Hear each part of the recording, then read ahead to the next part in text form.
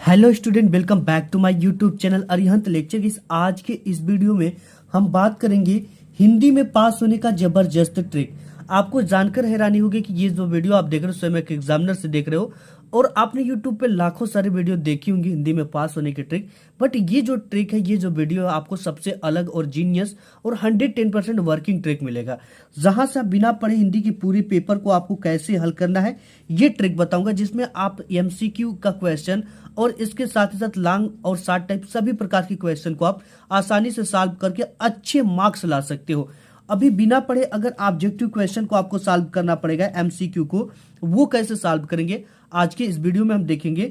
सबसे सही करने का एमसीक्यू जो है, आपको बहुविकल्पी वाला क्वेश्चन सही करने का सबसे बेस्ट ट्रिक, जिसमें से अगर आप 20 क्वेश्चन को अगर मेरे द्वारा बताए गए ट्रिक से हल करोगे तो इसमें से आपको 17 क्वेश्चन बिल्कुल करेक्ट टिक लगेंगे। ठीक है, तो ये वीडियो बहुत इंपॉर्टेंट है। अगर आपने अभी तक वीडियो को लाइक नहीं किया है तो एक लाइक अभी कर दो। अगर आज की इस वीडियो को आप मिस कर दोगे तो दोबारा कभी आप ये नहीं जान पाओगे कि बोर्ड एग्जाम में किसी भी क्वेश्चन का आंसर नहीं आता है तो उसका उत्तर कैसे लिखे। हिंदी में पास होने का सबसे बेस्ट ट्रिक आज आप देख रहे हो इस वीडियो को। ठीक है, अगर आपने इस वीडियो पे क्लिक किया है तो आप एक लकी इंसान हो, क्योंकि आपके इस बार बोर्ड एग्जाम में ना अगर हिंदी की जो भी क्वेश्चन नहीं आता हो, अगर आप उसको इस ट्रिक से करोगे तो 110% आपको 110% की गारंटी मैं देता हूं कि आपको नंबर मिलेंगे। 100% गारंटी जो है टीचर आपको खुश होकर उसके नंबर देंगे और वो भी पूरे नंबर मिलेंगे आपको।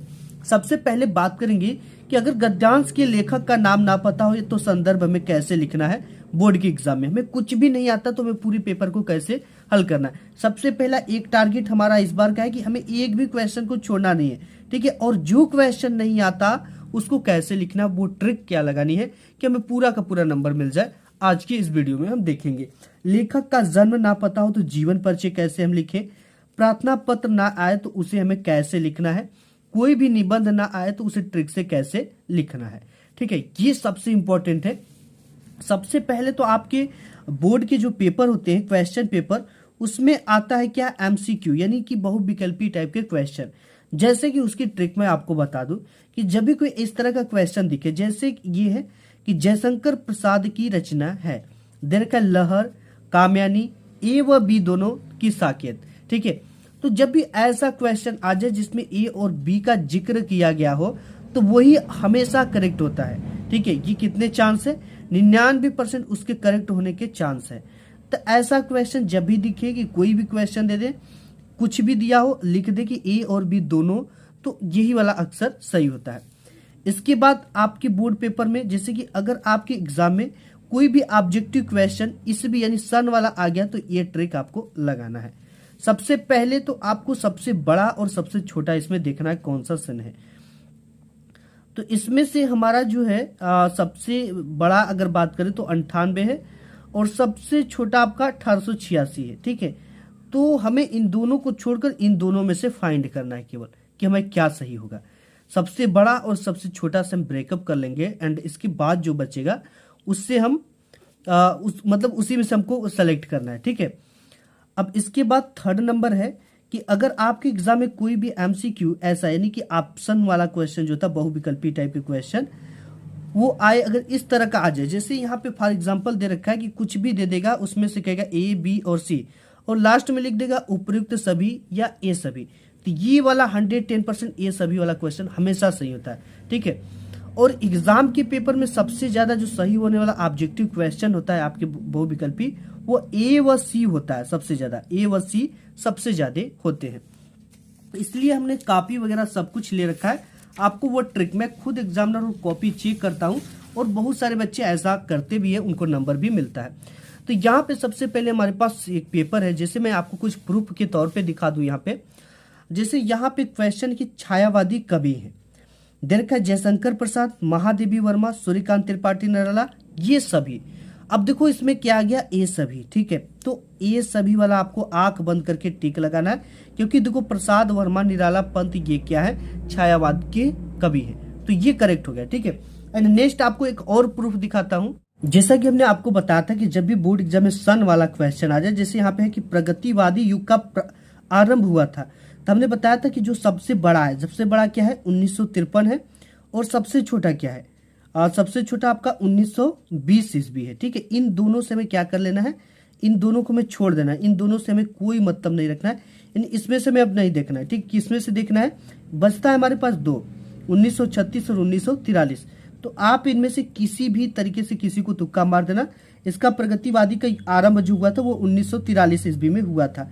ठीक है, शुरू में आपके जो क्वेश्चन करेक्ट होंगे ए व बी करेक्ट होंगे, और अगर 10 के बाद जैसे 20 क्वेश्चन देते हैं तो उसके बाद आपका बी व सी करेक्ट होने लगता है। ये तो हमारी पूरी कहानी हो गई। इसके बाद हम जानेंगे कि अब हमें कैसे लिखना है गद्यांश और पद्यांश, निबंध, जीवन परिचय। अगर हमें उनका जन्म तिथि नहीं पता, उनका जन्मदिन नहीं पता, उनकी मृत्यु नहीं पता है, जो गद्यांश है उसका शीर्षक नहीं पता है, लेखक नहीं पता है, तो हमें कैसे लिखना है। वीडियो बहुत इंपॉर्टेंट है। अगर आज की इस वीडियो को मिस कर दोगे आप तो बाद में आप बहुत ज्यादा पश्चाताप करोगे।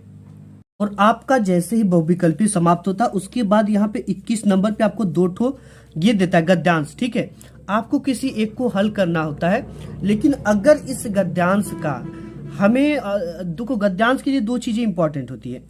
पहला तो इसका शीर्षक क्या है, एंड दूसरा इसका लेखक कौन है। ठीक है, ये दो चीजें अगर पता हो तो हमके 2 नंबर तो मिल जाएंगे। लेकिन अगर ये दो ही चीजें अगर मिस्टेक से मुझे नहीं पता है तो अब हमें कैसे लिखना है कि हमें पूरा का पूरा 2 नंबर मिल जाए। यही चीजें आज की इस वीडियो में हम देखने वाले हैं। सबसे पहले नंबर पे पूछेगा कि उपयुक्त गद्यांश का संदर्भ लिखिए। ठीक है, तो सबसे पहले हम यहाँ पे कॉपी ले रखा है, जहां पे एक स्केल से ज्यादा की दूरी लेकर हमने यहाँ पे साइड वाली पाई खींच ली है। अब इसके बाद कॉपी की शुरुआत कैसे करनी, सबसे मोस्ट इंपॉर्टेंट ये है। सबसे पहले ब्लैक पेन लेना है, या तो आप ब्लैक स्केच दोनों का यूज कर सकते हो। यहाँ पे जैसे हमने इसको लिया एंड यहाँ पे एक स्केल से ज्यादा की दूरी लेकर पाई खींच दिया। अब इसका जो हेड है, ठीक है, हेड मतलब ये ऊपर जो है, यहाँ पे आपको लिखना है खंड ब, क्योंकि जो आपका प्रश्नोत्तर संख्या 21 शुरू होता है वो खंड ब से शुरू होता है। खंड ब में सबसे पहले तो वर्णनात्मक टाइप के प्रश्न, स्केल से डबल पाई इस तरह से खींचना है। अब यहाँ पे क्या डालना है आपको, देखो, first impression is last impression. ठीक है, इंपॉर्टेंट चीज है, वीडियो को थोड़ा भी स्किप मत करना। आपसे एक छोटी सी रिक्वेस्ट है, क्योंकि ये वीडियो आपकी लाइफ बदल सकती है। ये आप सबसे पहले इसमें आपको मिलेगा वर्णनात्मक टाइप के प्रश्न, तो यहाँ डाल देना वर्णनात्मक प्रश्न।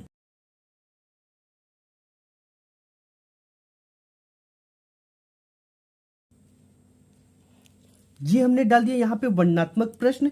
एक लाइन छोड़ना है, डालना है प्रश्नोत्तर संख्या।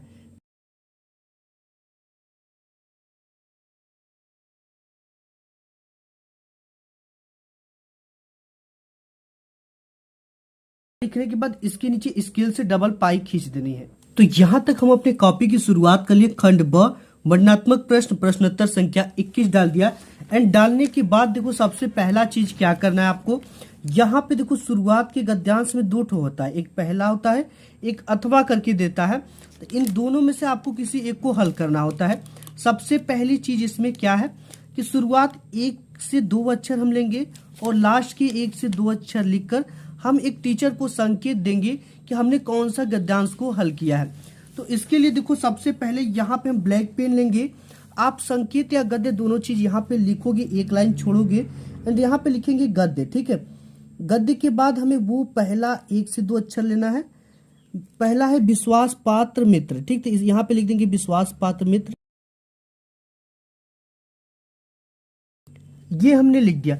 अब इसके बाद आपको डैश डैश लगाना है इस तरह से। देखो ये ट्रिक आपने बहुत सारे यूट्यूब पे वीडियो देखेंगे, लेकिन फर्स्ट टाइम आपको मिलना है, करना चाहिए। तो लास्ट हमारा क्या है, करना चाहिए, तो हम यहाँ पे लिख देंगे करना चाहिए।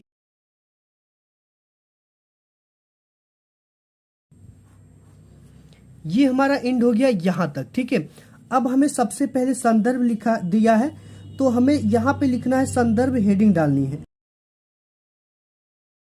संदर्भ में इसके नीचे स्केल से डबल पाई खींचनी है आपको, हमने यहाँ पे हाथ से ही खींच दिया। अब यहाँ पे लिखना है कि प्रस्तुत गद्यांश हमारी पाठ्य पुस्तक, इतना आपको लिखना है।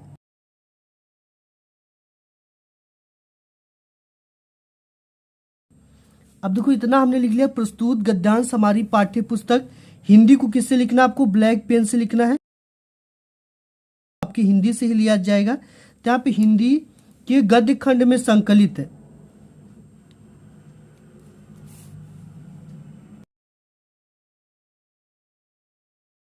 अब देखो यहाँ पे हमने लिख दिया कि प्रस्तुत गद्यांश हमारी पाठ्य पुस्तक हिंदी के गद्य खंड में संकलित। ठीक है, अब आप कहोगे कि इसका शीर्षक मुझे नहीं पता है, तो हमें क्या ट्रिक लगानी है। देखो सबसे मेन चीज यहीं से शुरू होता है, गद्य खंड में संकलित। अगर आपको पहला और दूसरे पार्ट हिंदी का नाम पता है तो आप उसे डाल सकते हो या कुछ रिलेटेड चीजें मिल जाती है उससे। अगर नहीं पता है तो आपको नीले पेन से लिखना है।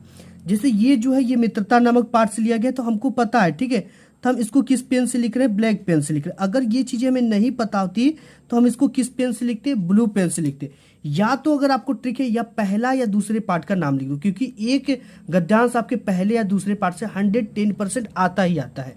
ठीक है, गद्य खंड में संकलित मित्रता नामक पाठ से लिया गया।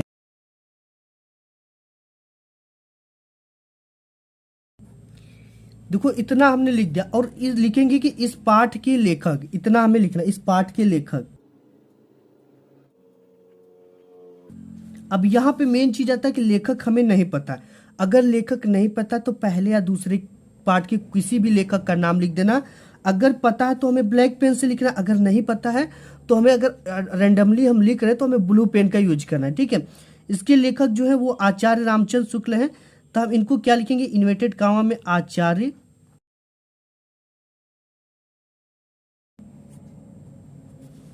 जी है। ठीक है, इतना तो हमने लिख दिया। और ये चीजें अब ध्यान देना, ये इतना सेम रहेगा सभी। यहाँ पे प्रस्तुत गद्यांश हमारी पाठ्य पुस्तक हिंदी के सभी गद्यांश में, चाहे जितने जो भी पाठ कहा जाए, गद्य खंड में संकलित फलाने नामक पाठ से लिया गया, इस पाठ के लेखक फलाने हैं। ठीक है, मतलब ये चीजें केवल चेंज हो रहा है। ठीक है, ये आपके लेखक और शीर्षक, बाकी पूरी ये याद कर लेना आप और इसी को लिख देना। अगर ये शीर्षक नहीं पता है तो ब्लू पेन से लिखना, एक या दो पार्ट का।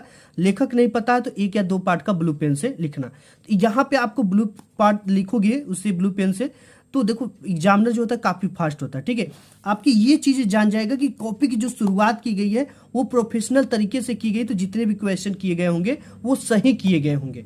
ठीक है, वर्णनात्मक प्रश्न, प्रश्नोत्तर संख्या, ये थोड़ा सा हिंट्स देकर, संदर्भ इस तरह से लिखकर, ये हो गया। यहां से आप 2 नंबर पा गए। ठीक है, एंड इसके बाद आता है नेक्स्ट, इसमें रेखांकित अंश की व्याख्या कीजिए। ठीक है, अब देखो यहाँ पे देता है रेखांकित अंश की व्याख्या करने के लिए, ये भी आपके बोर्ड एग्जाम में 2 नंबर का आता है। अब यहां से लेकर यहां तक के शब्दों के नीचे इस तरह का एक रेखा खींचा गया, एक लाइन खींची गई है, और फिर इसके नीचे यहां से लेकर यहां तक भी खींची गई है। तो सबसे मेन चीज है, सबसे पहले हमें क्या करना है, इसी को देखकर रेखांकित अंश की व्याख्या, मात्रा उत्तरा गलत ना हो, इसी को रेखांकित अंश की व्याख्या हेडिंग डालनी है। हेडिंग जब भी डालोगे 3 लाइन छोड़कर डालना है। यहाँ पे हम डालते हैं, यहाँ पे रेखांकित अंश की व्याख्या।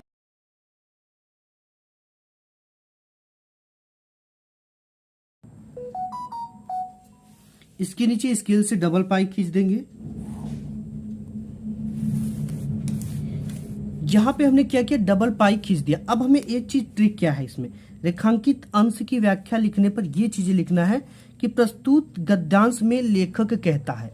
ये गद्यांश है तो लेखक कहेगा, अगर पद्यांश होता है तो उसमें कवि कहता है, ये लिखेंगे कि प्रस्तुत गद्यांश में लेखक कहता है कि,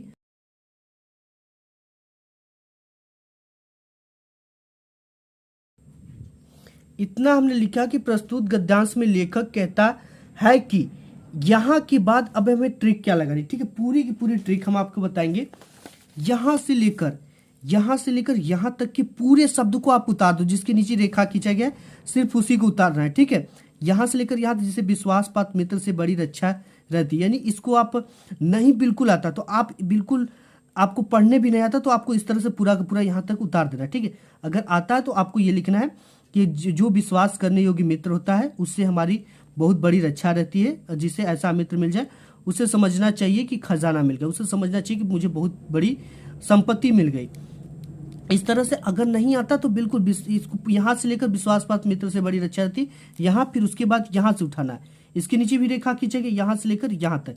कभी कभी पूरा रेखा एक जगह देता है, कभी बीच में देता है, कभी ऊपर देगा और थोड़ा सा नीचे देगा। ठीक है, तो ये इंपॉर्टेंट है। तो इसको पूरी की पूरी व्याख्या इसके नीचे अब क्या कर देना है, प्रस्तुत गद्यांश में लेखक कहता है कि बात पूरी की पूरी इस तरह से लिख देना है। और एक चीज का ध्यान देना है, हैंड राइटिंग पुअर है तो आप सबसे पहले ये शब्दों के बीच की दूरी एक पेन की मोटाई इतना रखना है, और जिस भी एंगल पे लिखते हो उसी एंगल पे पूरी कॉपी लिखी होनी चाहिए। शुरुआत के 1 से 2 पेज अच्छा लिखो, क्योंकि एग्जामिनर काफी फास्ट होता है, देखेगा कि अच्छा किया बच्चा तो उसी हिसाब से पूरे कॉपी में आपको एवरेज नंबर देता चला जाएगा, क्योंकि आपकी औकात वहां पे आपकी कॉपी बताएगी। ये नहीं बताएगी कि आप स्कूल के कमजोर हो या स्कूल के टॉपर हो, ये वहां पे कोई नहीं बताने जाएगा। ठीक है, इस चीज का ध्यान देना है। हैंड राइटिंग पुअर है तो इस तरह से लिखना, हमेशा बॉल पॉइंट पेन का यूज करना, जेल पेन का आपको यूज बिल्कुल भी नहीं करना है। यहां तक आपको क्या करना है, इसी को उठाकर भर देनी। ये तो हो गया। अब पद्यांश आएगा तो सेम प्रोसेस करना है, गद्य की जगह पे यहाँ पे पद डालना है, और यहाँ पे भी उसी तरह से प्रस्तुत पद्यांश हमारी पाठ्य पुस्तक हिंदी के पद्य खंड में संकलित। ठीक है, और शीर्षक नहीं पता है तो पहला या दूसरे पाठ का नाम पता है, या तो ब्लू पेन से जो भी पता वही लिख देना। इसके बाद ये आता है हिंदी में अनुवाद करने के लिए सबसे मोस्ट इंपॉर्टेंट चीज है। ठीक है, जैसे यहाँ पे आता है 23 नंबर का, और ये 5 नंबर में आता है। हिंदी में अनुवाद नहीं आता बिल्कुल आपको, तो सबसे पहला क्या करना है, प्रश्नोत्तर संख्या डालना है, इसका संदर्भ लिखना है। ठीक है, संदर्भ कैसे लिखोगे ये चीजें मैं थोड़ा सा दिखा दूं आपको। प्रोसेस सेम है, प्रश्नोत्तर संख्या डालना है, संस्कृत गद्य, नागरिका डैश डैश, शुरुआत के 1 से 2 अक्षर, संदर्भ में कि प्रस्तुत संस्कृत गद्यावतरण हमारी पाठ्य पुस्तक संस्कृत खंड में संकलित, इतना आपको याद करना है। ठीक है, ये छोड़कर नामक पाठ से लिया गया है। पाठ का नाम नहीं पता है, ब्लू पेन से लिखना है, या तो पहले या दूसरे पाठ का नाम लिखना है। हिंदी में अनुवाद हेडिंग डालना है। अब देखो यहाँ पे ट्रिक क्या लगाना है, जैसे हमको कुछ भी नहीं आता संस्कृत में, जैसे नागरिक, तो यहाँ पे जो ये डबल बिंदु इसको हटा देना, बहुकाल इस बिंदु को हटा देना, यावत, अचिंत्यत इस हलंत को हटा देना, परम अगर थोड़ा बहुत आता है परम उरम तो परंतु होता है, प्रहेलिकाय तो प्रहेलिकाय की जगह क्या लिख देंगे, प्रहेलिका, उत्तर तो इसी तरह धातु देने में, समर्थ तो समर्थ लिख देंगे, न अभवत ये हटा देंगे। इस तरह से पूरा का पूरा लिख दोगे, ये 3 नंबर का, लेकिन आपको 2 नंबर मिलेगा ही मिलेगा। ठीक है, इस तरह ये ट्रिक लगाना है, हलंत उलंत लगा हटा देना है, और ये जो डबल बिंदु होता है इसको भी हटा देना है। यहाँ पे ग्रामीण मतलब अगर थोड़ा बहुत जानते हो गाँव साँव, तो ये सब चीजें लिख देना है। ये बहुत आसान है यार पास होना हिंदी में और अच्छे नंबर लाना। ठीक है, तो ये चीजें तो ट्रिक पता होगी। अब जीवन परिचय देखते कि नहीं पता तो कैसे हमें लिखना है। तो यहाँ पे आपका आता है प्रश्नोत्तर संख्या 26 के अंतर्गत आता है जीवन परिचय लिखने का। जैसे यहाँ पे दे रखा आचार्य रामचंद्र शुक्ल, जयशंकर प्रसाद, जयप्रकाश भारती। आपको किसी का भी जीवन परिचय लिखना है। शुरुआत कैसी होना चाहिए, इनका जन्म नहीं पता, जन्म तिथि नहीं पता, माता पिता का नाम नहीं पता, इनकी मृत्यु नहीं पता हमें, तो कैसे लिखना है। ठीक है, हो सकता है कभी कभी टॉपर को भी नहीं पता होता है, तो भी आपको कैसे लिखना है। यहाँ पे सबसे पहले लेखक परिचय अंडरलाइन करना है इसको। प्रश्नोत्तर संख्या 26 का क, इसको भी अंडरलाइन करना है स्केल से। ठीक है, ब्लैक पेन से। जयशंकर प्रसाद जिसका लिख रहे हैं उसका टाइटल होना चाहिए। टाइटल भी आपको नहीं पढ़ने आता तो इसी में से देखकर आप सिंपली उतार देना, जैसे यहाँ जिसका भी लिख रहे हो। लिखने के बाद जीवन परिचय डालना, हेडिंग लिखना, हिंदी के प्रमुख लेखक जयशंकर प्रसाद तो मिल गया जिसका हम लिख रहे हैं। हिंदी के प्रमुख लेखक जयशंकर प्रसाद का हिंदी में महत्वपूर्ण योगदान रहा है। इनका जन्म एक साधारण व अच्छे परिवार में हुआ था, क्योंकि हुआ तो अच्छे ही परिवार में होगा, और गरीबी जरूर लिख देना। ठीक है, और कम उम्र में शिक्षा का ग्रहण कर लिया, परिवार में हुआ था। हिंदी में इनका महत्वपूर्ण स्थान रहा, हिंदी के लेखक है तो भाई स्थान तो रहेगा ही, महत्वपूर्ण स्थान है। इनकी प्रारंभिक शिक्षा घर पर ही हुई, क्योंकि पहले के जमाने के लोगों को ज्यादा से ज्यादा शिक्षा घर पर ही हुई करती थी, प्रारंभिक शिक्षा। इन्होंने हिंदी, संस्कृत, अंग्रेजी, फारसी भाषा का गहन अध्ययन किए। ठीक है, किसी भी भाषा का लिख देना आप, 3-4 भाषा का अध्ययन किए। इनके माता पिता की मृत्यु बहुत जल्द ही हो गई। सभी लेखक के लगभग माता पिता की मृत्यु जल्दी ही हो जाती है।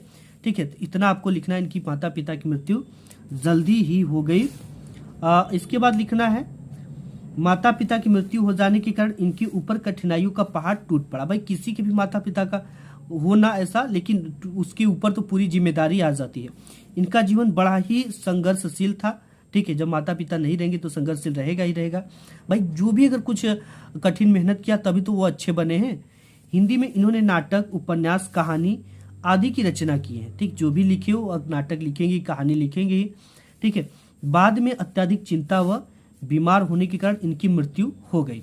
ठीक, इतना तो हमें लिखना ही लिखना है, इतना लिखेंगे। इसके बाद आता है 3 नंबर यहाँ पे मिलेगा, एकाध दो अगर इनकी रचना पता है तो रचना लिख देना। ठीक है, ये हो गया। अब इसके बाद बात करते हैं, देखो प्रोसेस क्या है। तुलसी का आएगा। ठीक है, सेकेंड नंबर कवि का आता है, तो कभी कभी इसी तरह से लिखेंगे जैसे हमने बताया। अपनी पाठ्य पुस्तक से कंठस्थ किया कोई एक श्लोक लिखिए जो इस प्रश्न पत्र में ना आया हो, तो आपको 2 ठो तैयार कर लेना है, ठीक है। एक आएगा, एक आप लिख लेना।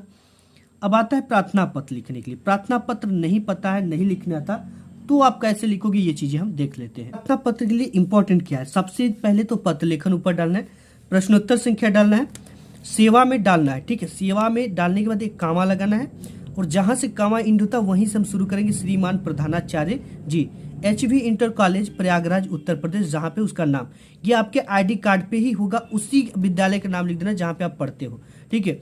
अब यहाँ पे बी से जो शुरू होगा वो जहां से कामा इंड हुआ है उसके जस्ट नीचे से, इसको यहाँ से भी शुरू कर सकते हैं। बी से आकस्मिक अवकाश हेतु पत्र, ये जो पत्र देगा उसमें लिखा रहेगा कि आप बीमारी पर प्रार्थना पत्र लिखो, जरूरी काम पर प्रार्थना पत्र लिखो, विद्यालय में आवश्यक उपकरण हेतु लिखो, ठीक है, एक्स्ट्रा क्लास के लिए लिखो, ये चीजें रहेगा, जो देगा उसमें लिखा रहेगा प्रार्थना पत्र पे, तो वही चीजों को उतार देना।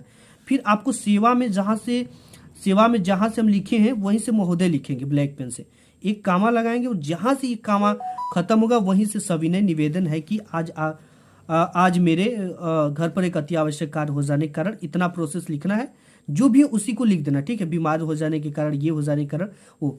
अब इसके बाद ये पूरी लाइन इंड होने के बाद, अतः आपसे विनम्र निवेदन है कि एक दिन की आकस्मिक अवकाश प्रदान करने की कृपा करें।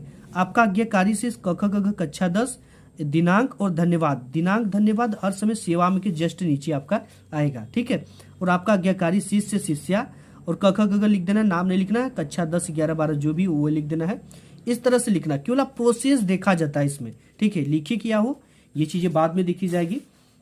इसके बाद आपके बोर्ड एग्जाम में आएगा एक 30 नंबर पे 7 मार्क्स का जीवन परिचय लिखने का, पर्यावरण प्रदूषण की समस्या समाधान, जीवन में खेल कूद की उपयोगिता, ठीक है। आप किसी भी टॉपिक पर आए, इसको कैसे लिखना है ये चीजें हम देख लेते हैं। इंपॉर्टेंट, आपको ऊपर निबंध लेखन डालना है, देन डालने के बाद प्रश्नोत्तर संख्या 30 करें, पर्यावरण प्रदूषण पे लिखेंगे। प्रस्तावना में देखो क्या लिखना है कि पर्यावरण प्रदूषण की समस्या आज पूरे विश्व में है, प्रदूषण के कारण मानव जीवन के लिए भी एक गंभीर व खतरनाक कारण बना हुआ, ये चीजें तो बनी रहेंगी, ठीक है। अब बीच की महत्वपूर्ण टॉपिक जैसे कि पर्यावरण प्रदूषण है, तो इससे हमारे जीवन पर क्या प्रभाव पड़ रहा है, इसकी रोकथाम के क्या उपाय हो सकते हैं, ठीक है। ये टॉपिक इसके बीच की, इसको पर्यावरण प्रदूषण कम कैसे किया, जैसे पर्यावरण प्रदूषण के प्रकार क्या हो सकते हैं, पर्यावरण प्रदूषण हो कैसे रहा है, ठीक है, कंपनी वगैरह कहाँ लगाया जाए, पानी को कैसे बचाया जाए, बचाव क्या हो सकता है। लास्ट और फर्स्ट हेडिंग सभी में एक रहेगा, प्रस्तावना, उपसंहार या निष्कर्ष, ठीक है। तो उपसंहार में लिख देंगे कि अतः हमें पर्यावरण को हर तरह से सुरक्षित रखना चाहिए, क्योंकि पर्यावरण अगर सुरक्षित नहीं रहेगा तो हम भी सुरक्षित नहीं रह सकते, ठीक है। तो आपको ये ट्रिक फॉलो करनी है। यहाँ पे इस तरह से मेन निबंध लेखन होता है, प्रश्नोत्तर संख्या जिस भी चीजें पर आप लिख रहे हो, ठीक है। रूपरेखा लिखो, अगर ये चीजें पूरी पता है कि हम किसके अंतर्गत देखते हैं, यहीं पे आपको पूरा नंबर मिल जाता है, ठीक है। नहीं पता है तो रूपरेखा सबसे पहले, प्रस्तावना, और पूरी चीजें आपको इस तरह से राइट करनी। जैसे यहाँ पे जैसे बेरोजगारी है, तो बेरोजगारी का अर्थ क्या होता है, पर्यावरण प्रदूषण का भी अर्थ लिखेंगे, उसका पर्यावरण प्रदूषण का कारण, बेरोजगारी का कारण क्या है, ये सब चीजें। इस तरह से पूरी आपको टॉपिक हिंदी में पास हो सकते हो आसानी से, ये ट्रिक। तो अगर वीडियो पसंद आया हो, हेल्पफुल लगे तो लाइक कर देना। आज की इस वीडियो में बस इतना ही, मिलूंगा एक नेक्स्ट वीडियो में, तब तक के लिए धन्यवाद।